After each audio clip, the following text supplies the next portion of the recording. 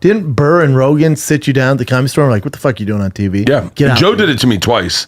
But Burr and Rogan one time I walked in and I was like, I said something about...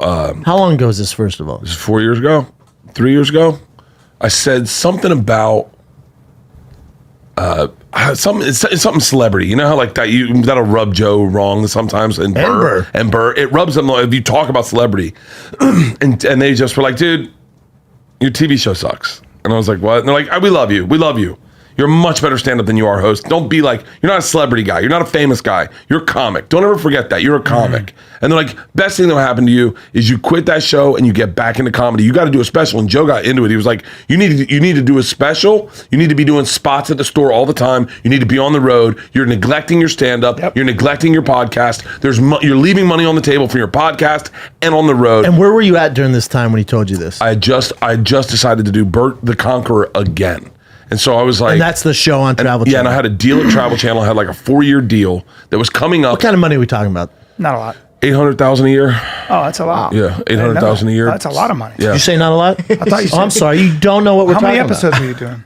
I was in a deal. I was in an overall deal. So the way my deal worked, and I apologize to anyone that's in a deal at Travel Channel. No, on the travel, still, that's a lot. I would assume you were making something. How many episodes, though, you were doing? Yeah. I was signed up for doing 13 episodes per year. It's a shitload of money. But he's traveling like Amazon, no, but here's the deal. Ethiopia. I had. So let's hypothetically say hypothetical numbers. I don't remember the exact numbers. Let's say it was $10,000 an episode. The breakdown for the overall deal. So overall deal was worth, say, for that year, $400,000, right? Yeah. For 1 year. They break that up into 13 episodes or 20 episodes, whatever they felt that they were going to shoot. And then if you shot more episodes than that, they got put into penalty. And then all of a sudden, your money got like time and a half. Type mode. So all of a sudden, your money doubled with an extra more. And I did everything for them. And if they said, go to fucking Hawaii and pick up and dig taro plants, I dug taro plants because I knew I'd do 3 episodes over there and that was going to be time and a half. Were you struggling for money at this point though, Bert? No, but I never had money just coming in. Yeah, $800,000 is a lot of fucking money. A lot of money. Nobody's making back in the day. That was a It's lot. only like 3 years ago. That was probably Still 4 years ago. money. My last year doing Travel Channel, I made the most money I ever made because I did like 2 series or 3 series. I would just do a series. I would do everything. I would do everything they asked, and I loved it. I was so, and you're traveling the world. But you weren't. I bet your daughters didn't like it. Oh, dude, I was gone. My schedule was 2 weeks out, 1 week home. 2 weeks out, 1 week home. That's awful for them. It's horrific. Horrific. It's the biggest regret I have is I missed a lot because I was working. And you did this for 4 years? I did this for 9 years. Wow, I didn't know that. Bert. Yeah, I did it for 9 years. I was on Travel Channel. Where'd you travel to? Everywhere in the world. Everywhere. But you must have liked doing the show, doing it for 9 years. I loved the crew. I loved being with the crew. I loved. God, look how skinny I was. Did it? But favorite place? But that didn't. Hold on, B. That didn't sell tickets for you. Oh, it didn't right? sell any tickets, dude. Nothing. It didn't, and by the way, even doing Rogan, like people would come out and they go, "I didn't know you did stand up. I thought you were just one of his Travel Channel friends." Wow. And you were like, "Oh no, I've been a stand up my whole life." I get fired from Travel Channel. Why'd you get fired? They just didn't like me. It was new management. You were there for 9 years. So they just fired you? New president came in. That's what happens. They get a fresh. They want a fresh. They want a fresh start. They want their guy. Yeah, that's exactly right. So you got fired. You're super bummed. Oh, dude, so bummed. You have no idea. I was on a. This poor woman, Courtney White's her name, had to listen to me grovel on the phone. I'm so embarrassed. What does she do? Of how she was a new president. All right. She's like, listen, we're going in a new direction. We're going to part ways with you. We're not renewing your contract. Best of luck in your future. You know, you got a lot of fans over here. Technically, she was saying I'm not one of them, but. And then I literally was like, okay, well, you know, I have a lot of shows that I'm pitching, and just, you know, I'm only going to stay with you guys. I don't want to go to another network. So, like, if you guys, like, dude, I am so embarrassed about it. And she just was like, she was breaking up, and she was like, okay, I gotta luck go. with everything. Yeah. Click. We're here if you need anything. Hung up on me. I go home. My wife goes, good news. They can see you. You can get your vasectomy now. They have an opening today. And I was like, huh? They're demoing my house. I get a call from Live Nation. I'm supposed to do the Funny or Die tour. And they cancel all 12 of the dates I'm on. Why? My Showtime special airs. No one fucking watches it. No one watches it. I didn't know you were on Showtime. Yeah, the Machine story was on Showtime. And I'm on it. I'm like, I get into therapy. I'm like, I'm fucking lost, man. I have morning, I have a conversation with Tom. We talk about the money we're making at different clubs, and Is Tom killing it at that time though? Give us Tom's frames. murdering it. He's about to buy a house. Yeah. He's done his first theater tour, sold out everything, added shows. He's my best friend. No jealousy. Two friends talking about money, and Tom going, "Don't worry, man. We'll get your podcast monetized. We'll get you out of this hole. You're gonna. I'm telling you, keep working, keep doing specials, keep." Selling tickets, and I wasn't selling tickets. Dude, I was in St. Louis right before you were. This is Helium? right. St. Louis Helium. That's a remember bummer that. place, man. I remember I hate to that. shit on St. Louis. I wasn't selling that tickets club's either. a bummer. Dude, I love Mark. You told me Mark not to Gross go is there. my buddy. I love him. I love Gross. You And told I me lo- not to and go I there. love, I love his, Joey I Diaz love told his me not to clubs. go I there. love Helium. I'm doing Indiana this weekend. Helium's are great. All about Helium's St. great. Louis, a little shady. But St. Louis, I said to Mark, I'm not going to St. Louis. I just can't do. I don't like the town. The town doesn't do it. For Ooh, me. I like the town. Yeah. Don't like the club. Back to your story. So you're in St. Louis after Brian sold 7 tickets. I do. Yep, I do. New Year's Eve. You ready for this? God, we're really talking money. I'm sure someone's gonna be fucking lit. No, I love it, B. 25 grand guarantee for New Year's Eve in Oxnard, right? I move maybe 150 tickets for the whole weekend. Is that Levity? Levity, they just opened it. Tom had been there 2 weeks before working on new material, sold out the weekend. And I'm thinking, and I'm just like got being those honest. Netflix specials. I go, how do they not know about me? We're best friends. Like, how do they not know about me? Tom's fat shaming me at the time, right? He's fat shaming me. I'm trying to lose weight. We're going to do the weigh-ins on Rogan's podcast. I hire a marketing team to try to get people to watch my special on Netflix. They guarantee me millions of downloads. They don't deliver on any of that. None of my clips go viral. None of that. The day before New Year's Eve, I just go, fuck it. I post the machine story because I just forgot. Post a machine story on Facebook. Did you own it? Was it from Showtime? By the way, once again, I really feel this is like the Ruin Your Career podcast. No, it's I not. misread my contract at Showtime. I misread the contract. It said 4 clips, and they meant 4 clips of under 30 seconds. Yeah, it has to be I posted from it. 37 minutes of my special on Facebook. Oh, that'll cause a. And what happened? And I post the machine story, goes viral. Like I never had anything like that happen One in of the my best life. stories ever, yeah. It goes, the first night it gets like, I'm like looking at it and I'm looking, it's like 20,000 views, but it's got 15,000 shares. I go, that seems like a lopsided number.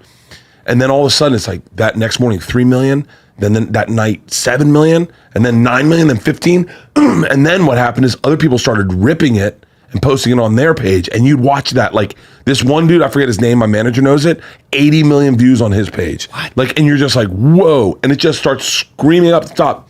I go to Marketing can't pay for it, by the way. Nothing but the marketing company calls me and says, so why did you pick that day? I go, excuse me? And they're like, that day, that's a really interesting day that you chose to post that, because the way that it was set up, Christmas and New Year's kind of side saddled a weekend. It's a bad so time to people do it, almost right? had like 2 weeks off almost, the way that 1 year worked. And so the day I posted it on the 27th of January or of December, it was like they were opening Christmas presents, but they had a whole week off. It was like a weird time to post it. Dude, I go to that first weekend, I go to New Jersey Stress Factory, and there's a blizzard, and Vinny Brand's like, dude, you sold out the fucking weekend. You sold out the fucking weekend.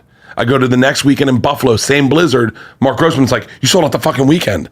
And all of a sudden I start looking and I go, whoa, I'm selling out. I was like, oh, change all my fucking deals. I was like, no guarantees. I want a percentage.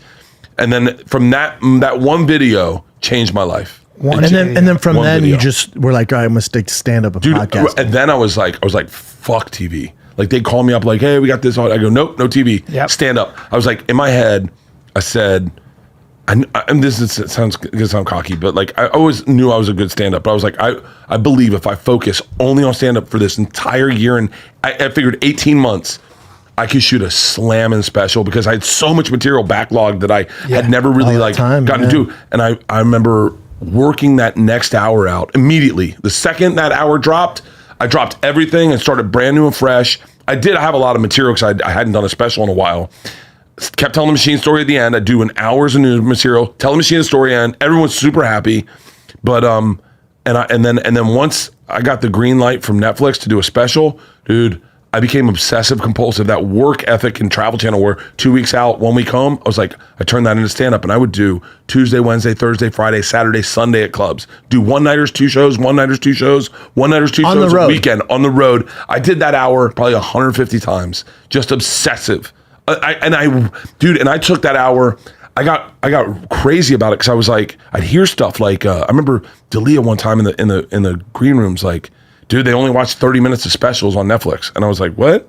He's like, they only watch 30 minutes of specials. And I hit up Netflix. I was like, hey, they only watch 30 minutes. And they're like, yeah, people turn it off after 30 minutes. So I was like, fuck that. My closer goes at 25 minutes. So if you watch that special, Brilliant. I took everything that I rated it 1 to 30 about all the bits I had.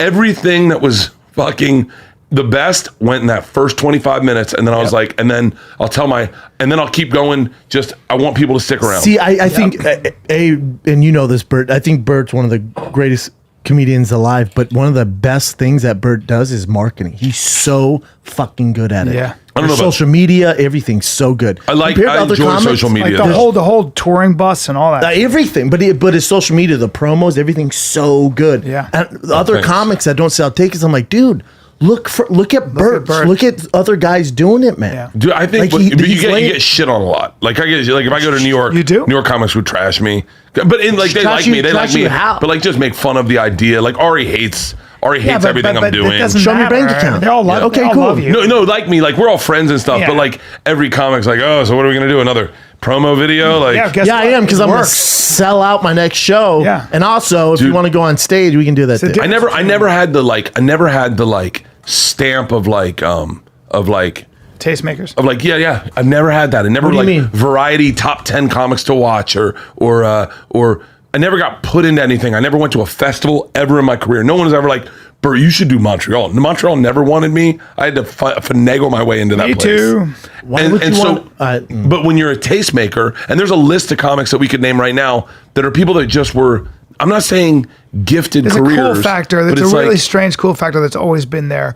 I've noticed for 25 years. I mean, it happened in New York when I first started. Yeah. There were just the cool kids that would get That they get plucked that out. the New York Times, put- the New York Times, and various like back then, like the people that are influencing the culture, the and chosen people, and I'd be like, ones. ooh, I think I'm. But comedy do pretty doesn't well. work like that, does No. it, B? no, 'Cause even if they're the chosen ones- It does Yeah? totally. Yeah. Talk to me, bro. Back in the day, it did. Back in the Really, B? day when we were working, I never got that Like Louis C.K. was always cool.